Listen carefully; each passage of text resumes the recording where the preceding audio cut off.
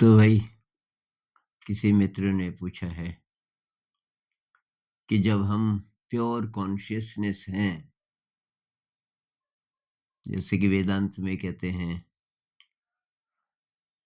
ये रमण महर्षि जी कहते हैं, हम प्योर कॉन्शियसनेस विशुद्ध चेतना हैं, तो फिर हम डिग्रेड कैसे हुए? हमारे जीवन में ये गड़बड़ कहाँ से शुरू हुई फिर? इतने दुख, इतने कष्ट, ये सब कहाँ से आया? ऐसी दुनिया कैसे बनी कि जहाँ अ, इतनी ज़्यादा गड़बड़ है? अगर विशुद्ध चेतना हम हैं मूलतः, और प्योर लव, प्योर कंपैशन वो हैं, तो फिर ये लड़ाइयाँ क्यों हो रही हैं? धर्म के नाम पे भी। धर्म तो बने ही इसीलिए थे ना, याद दिलाने के लिए कि भई आप प्रेम के सागर हो, प्रेम बाँटना है। और फिर देश के नाम पे दुनिया बाँट दी हमने, बॉर्डर्स बना दिए और वहाँ लड़ाइयाँ चलती रहती हैं। तो ऐसी दुनिया, इतनी सारी बीमारियाँ और इतने प्रकार के छल-कपट, इतना डर, इतनी हिंसा, इतनी नफ़रत, ये सब कहाँ से आया? अगर हम प्योर कॉन्शियसनेस थे या हैं तो। तो संत लोग कहते हैं कि हम तो अभी भी प्योर कॉन्शियसनेस हैं। कॉन्शियसनेस तो प्योर ही रहती है, लेकिन बीच में एक पर्दा आ गया और उस पर्दे के कारण हम वो जो प्योरिटी है, हमारी जो प्योरिटी है, प्योर कॉन्शियसनेस वाली स्टेट है, उसमें नहीं रह पाते ज़्यादा देर। तो ये शुरुआत कहाँ से हुई होगी? हम कहते हैं ना कि ये जो दुष्कर्म हमने किए होंगे इस जन्म में या पिछले जन्मों में, तो उसका फल आएगा हमारे सामने। अच्छे कर्म किए होंगे तो उसका भी आएगा। तो जो पहला दुष्कर्म है, मतलब दुष्कर्म करने की शुरुआत कहाँ से हुई होगी और कैसे? जब हम प्योर कॉन्शियसनेस थे, तो हमसे दुष्कर्म कैसे हुआ? इसका यार थोड़ा-सा हिंट मिलता है क्रिश्चियनिटी में। उसमें वो बोलते हैं ना कि गॉड ने वो बनाया, एक ऐसी दुनिया बनाई परफेक्ट, अ, पैराडाइज़ पैराडाइज़ बनाया और उसमें तरह-तरह के सुंदर-सुंदर जीवधारी, पशु-पक्षी, ये सारी एक ऐसी दुनिया बनाई, सुंदरतम, और उसमें एडम और ईव बनाए, एक जवान इंसान और मतलब पुरुष और एक स्त्री। और उन दोनों में इतना प्रेम था कि जितना मैक्सिमम हो सकता है, और लेकिन काम वासना नहीं थी। वो नंगे रहते थे क्योंकि वहाँ क्लाइमेट ऐसी थी कि सर्दी नहीं लगेगी, ना ज़्यादा गर्मी लगेगी, ऐसी दुनिया बनाई थी। तो तब कपड़ों की ज़रूरत नहीं है, शर्म की कोई बात है नहीं, शरीर को ढकने वाली कोई बात नहीं है। वो तो तब हुआ जब वासना आई, जब काम वासना पैदा हो गई कि शरीर को देखते ही वासना पैदा हो सकती है। नंगे शरीर को देख के तो और ज़्यादा होगी, तो इसलिए ढकना ज़रूरी है। जैसे कि कोई खराब चीज़ हो, कि उसको ढकना ज़रूरी है।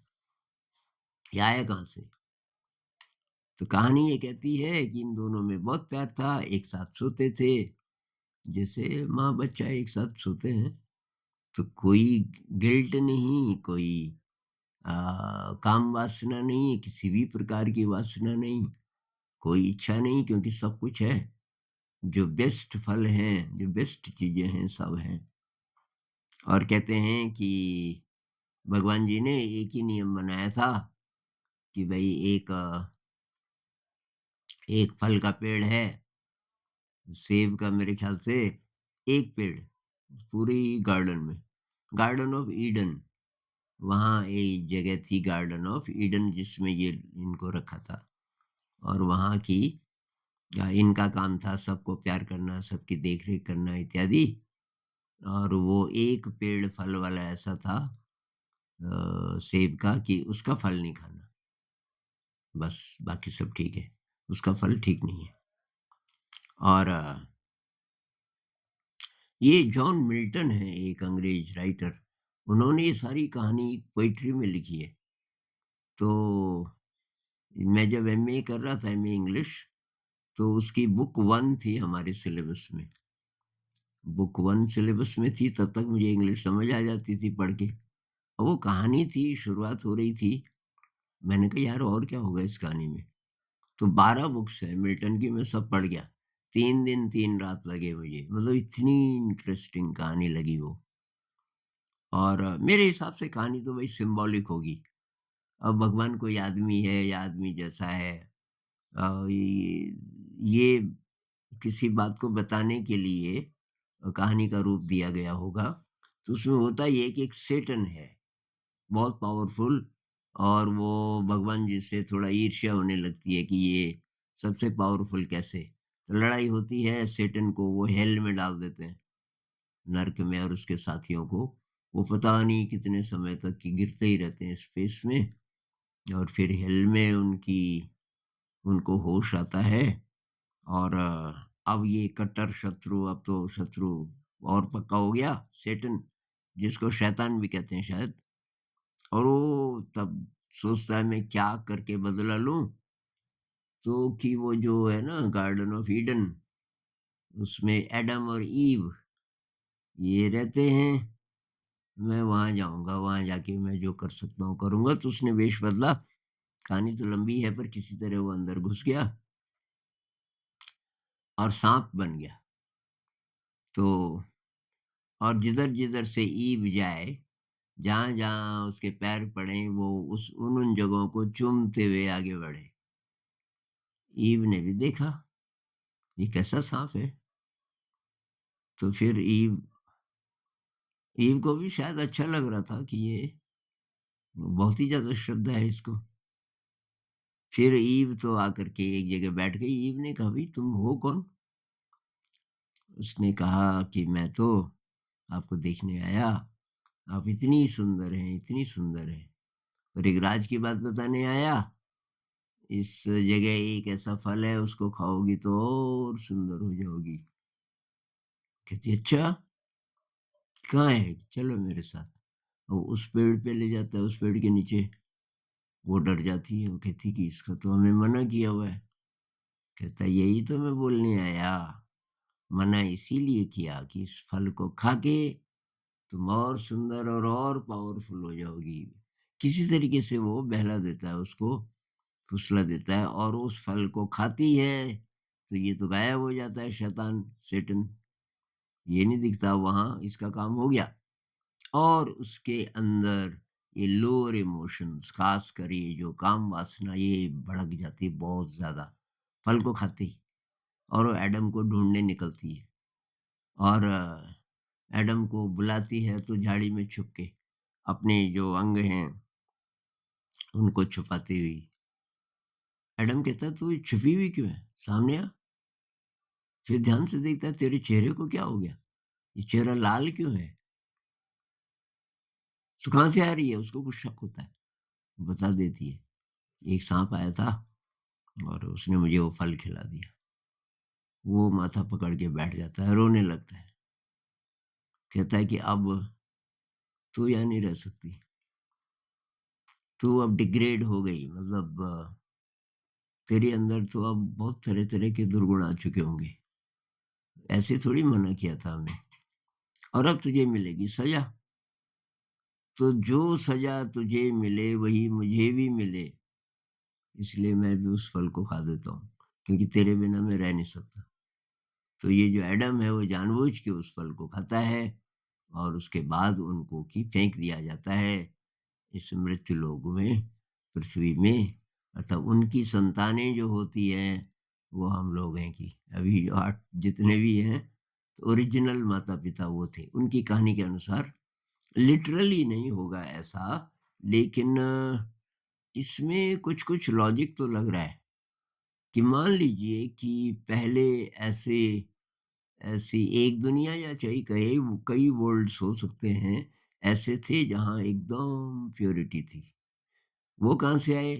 तो जो विशुद्ध चेतना है, कॉन्शसनेस है, जो सर्वत्र थी, अनादि थी, अनंत थी, है, उसने ही खुद को, खुद के एक हिस्से को इसमें बदल दिया।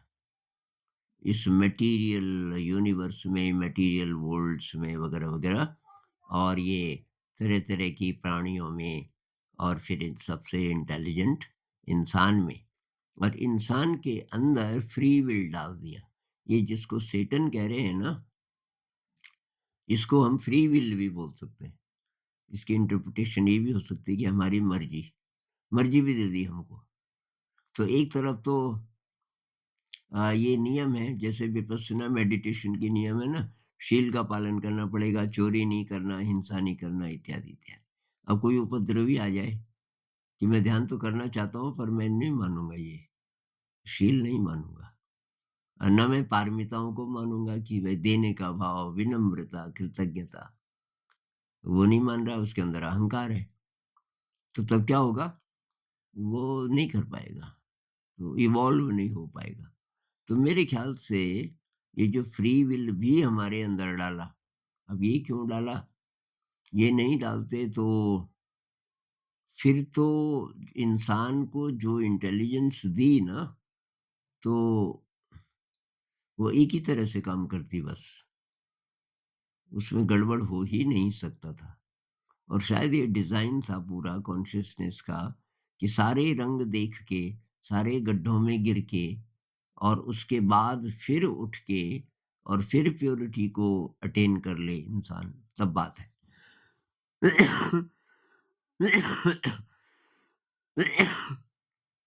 विलियम ब्लेक ने काफ़ी अच्छा बोला है इस पे कविताओं में।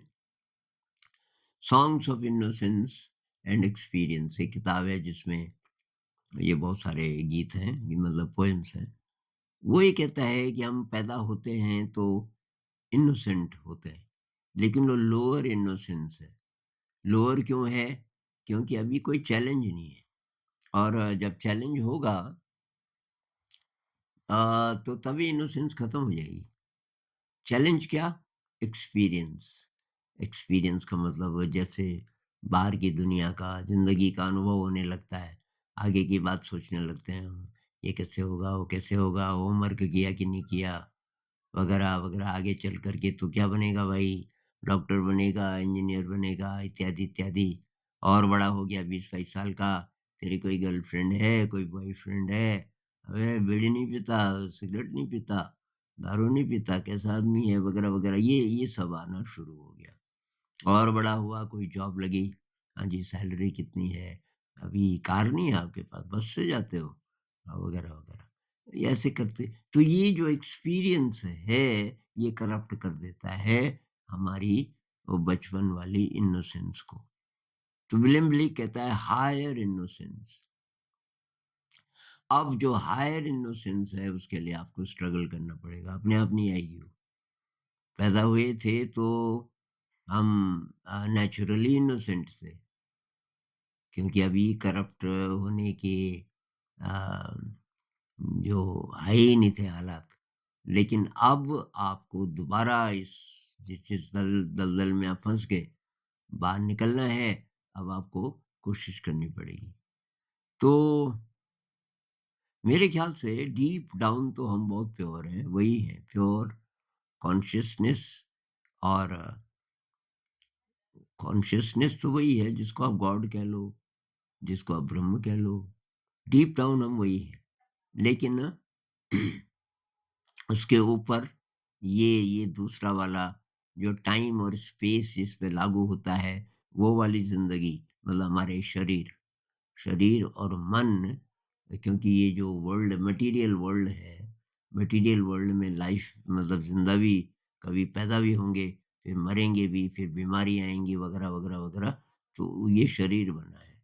तो इस पर ये सारे नियम लागू होंगे मैटर के। और तो ये बना है, और इसका कॉन्टैक्ट अब कैसे हो उस प्योरिटी से, क्योंकि बीच में इग्नोरेंस का पर्दा है। वो इग्नोरेंस कहाँ से आया? वो आया हमारे, अब यहाँ से वो कर्म की थ्योरी, जो दुष्कर्म किए होंगे। तो मोटी भाषा में दुष्कर्म वो है जो प्योर कॉन्शियसनेस से हमें दूर ले जाता है। अच्छा कर्म वो है जो प्योर कॉन्शियसनेस से हमारा संपर्क बनाता है। तो बहुत सारे कर्म किए होंगे गड़बड़ वाले, उनको ठीक करने के लिए हमें साधना करनी पड़ेगी। तो जो लागा चुनरी में दाग, छुपाऊं कैसे, बाबुल से आँखियाँ मिलाऊं कैसे, अब मरने का टाइम आ गया और दाग रह गए बहुत सारे, तो इनको धोना है, इनको धोना है। और जो जिस उम्र का है, अभी से मृत्यु कब आ जाए कह नहीं सकते। ये मत सोचो आप 20 साल के हो, मरोगे तो 70-80 में, कौन जाने। भाई कितनी न्यूज़ हम सुनते हैं किसी भी उम्र में। रोज बहुत सारे लोग मरते हैं, जिनमें से बहुतों की उम्र 20 साल से कम थी, 30 साल से कम थी। जवानी में मर गए, बचपन में मर गए, कौन जाने कब मृत्यु आ जाए। तो मृत्यु न जाने कब आ जाए, क्षण भर में सब कुछ ढह जाए, मिट्टी मिट्टी में मिल जाए, धन दौलत कुछ काम ना आए। तो साधना करनी है, इसको प्योर करना है।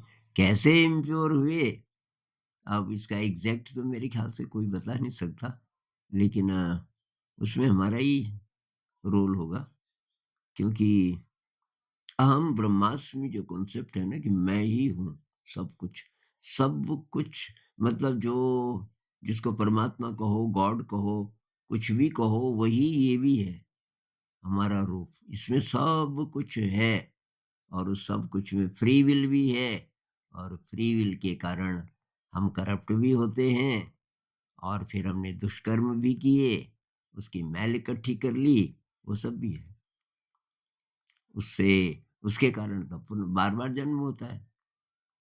पुनरपि जन्मम पुनरपि मरणम, बार-बार जन्म होता है, बार-बार मरते हैं, जब तक उस मैल को धो नहीं लेंगे। तो उसको धोने के लिए थोड़ा साधना करनी। नमस्कार।